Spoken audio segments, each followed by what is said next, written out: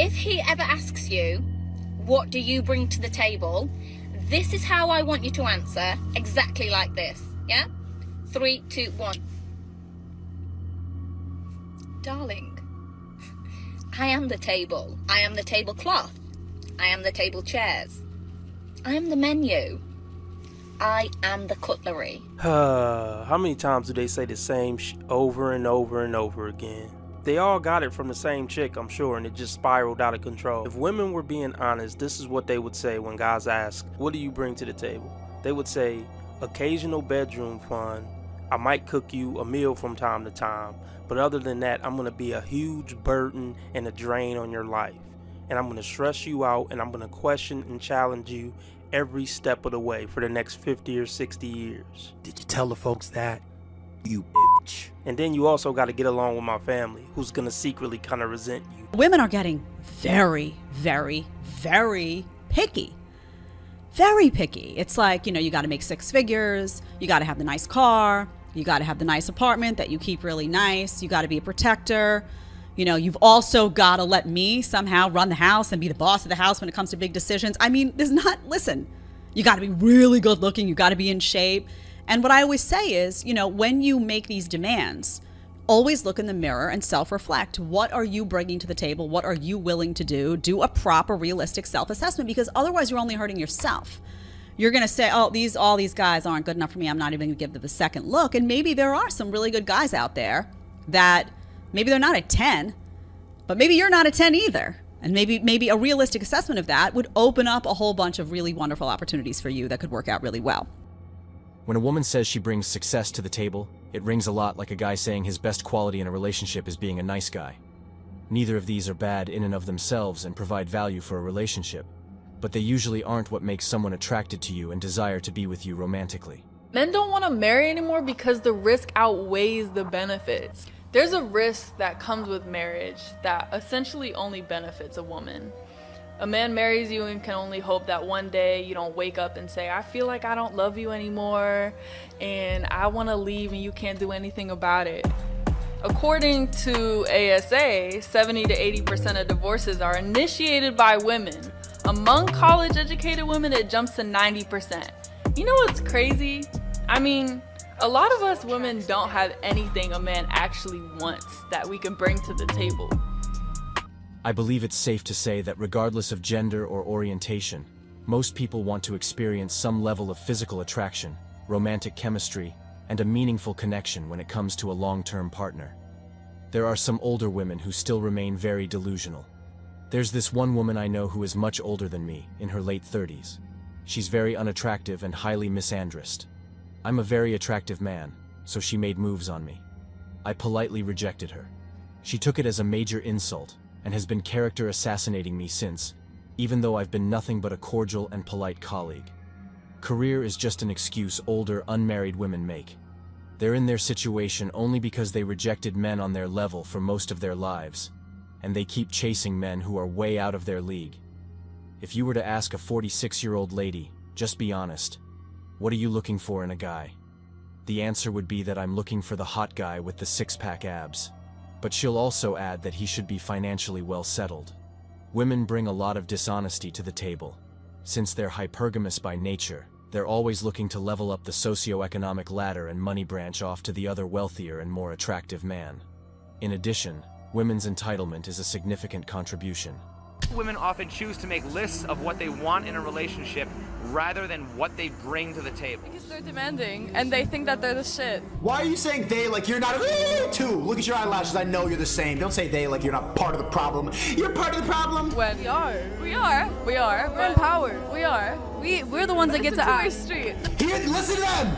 They're in power. Listen to them. No, I think the guys should be the ones showing what they bring to the table. The women should be demanding what they want in a relationship.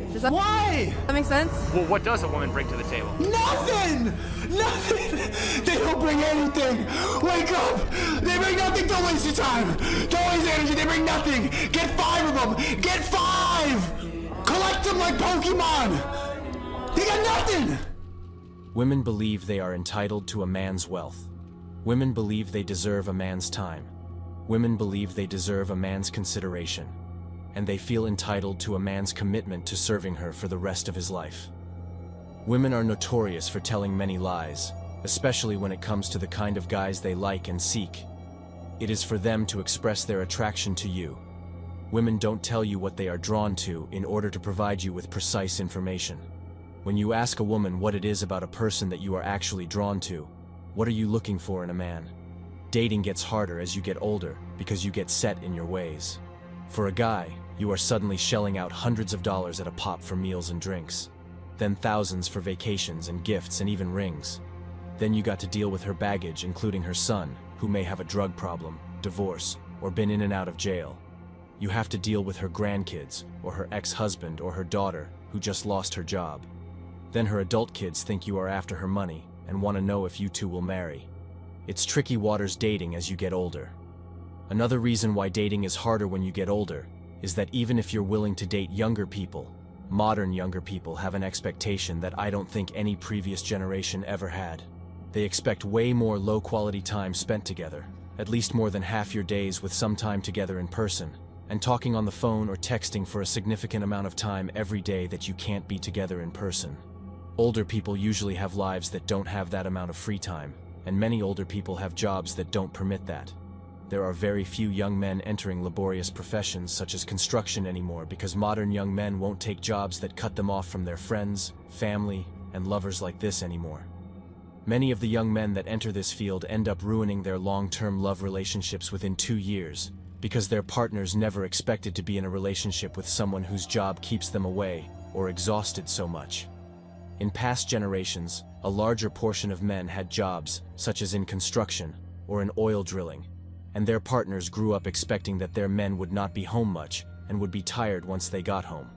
They would then take care of their partners and stay loyal to them throughout. Today, that's just not possible. One thing women need to realize is that they are powerless against the instinctive need that they have to bond, mate, give birth, and be with a man who is strong and self-assured enough to lead her, call her out on her BS, and put her in her place when necessary. Always keep in mind that women will strive to show a better version of themselves to others, and that may not always be the case. Women place a lot of importance on perception, image, and how they come across to others, far more often than men. Most of the time, males don't care, and even then, they don't care as much as women do. Tension, drama, and conflict are other things that women bring to the table. Yes, females enjoy drama and conflict. Women prefer conflict in relationships, whereas men seek peace. After spending 18 hours at work, a man will get home to discover his wife complaining and fussing about every single detail of her day and how she wants him to do this and that. Women adore a drama, rumors, and arguments about everything and everything. They also demand that guys listen to all of this on a daily basis. Getting older and finding it harder to marry someone is a topic single, divorced, or widowed people are getting haunted by day and night. Time is the problem because time does not care about us if we are single or married. The only job of time is to keep running. Don't be rough on yourself. Don't start blaming yourself for the wrong choices you made throughout your life. It is not the proper way of solving your problem. You are not alone. But you are 100% responsible for your mindset and the decisions you take. So, ladies, if you still believe you've got the same SMV you had when you were 22, and expect men to still gravitate towards you when you're 42, then you need some self-reflection and a change of mindset more than anything else. There are still great men out there. You just need to change your perception about yourself and about the world around you. The biggest problem of today's relationships is that partner selection is based on superficial things. When the relationship shifts from the euphoric phase to the attachment phase, and you realize the other person has traits which are incompatible with yours, and neither one is willing to make compromises, the relationship is doomed. When getting the next endorphin fix through dating apps, which is easy to come by, you never have the need to change any of your selection criteria or work on your character. You just end up hopping from one superficial hookup to the next. The dark truth about modern dating for women is that women are still stuck in their mindsets from the 20s, as they live in their 40s. This creates unrealistic expectations of what they want from men, and rightfully so, reject them, and go for younger and more energetic women. And so, the older women have only got themselves to blame. The fact is, they need to change their mindsets and perceptions about themselves, their SMV, men, and dating today. Between inflation, college costs, student loans, and the cost of living versus wages, it takes much longer than it used to for men to establish themselves. This affects both sides because many men won't want to settle down until they're established, and many women won't take them seriously while they're still broke. I read something recently that said that people grow up hearing that anything is possible and have incredibly unrealistic expectations for their lives, but I feel this applies to relationships too. Many people are searching for someone perfect who simply doesn't exist, and they end up single. It's sad because they had chances to find love, but turned it down because their friends said they could do better, or because the person didn't check all of their hundreds of boxes. The older you get, both men and women continue to evolve our standards and what we value in a partner, especially with how many relationships and major life benchmarks we reach. Of course, it's different for everyone. As a 40-year-old that has been married twice and has children, will probably still have different views and value different things in a partner than their counterpart that has not been married nor has any kids. From what I see is that if a man goes a long time without companionship, or had to go through a lot to build himself up without female support, or had so much taken from him from a female, that guy is more than likely to not settle down. He worked his ass to get to where he is, and isn't going to let a woman leech or build with him because he built himself. And he knows he can do better and doesn't mind being single for a long time. When you're older, you also are more likely to be dating someone divorced. That's good in terms of experience in relationships and willingness to commit, but bad in terms of relationship patterns they may be projecting on you. Thanks for watching The Circle of Kings. As always, we're looking forward to your support.